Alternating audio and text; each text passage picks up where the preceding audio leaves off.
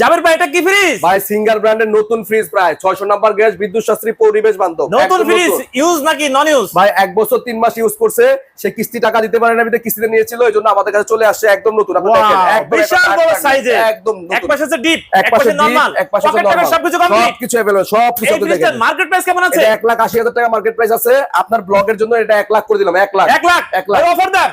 80,000 টাকা ফিক্সড, 80,000 টাকা ভাই, 80,000 আর একটা অফার দেন ভাই লাস্ট 75,000 টাকা, এইটার পর আর কিছু হবে না, একদম 75,000 টাকা, 75,000 টাকা।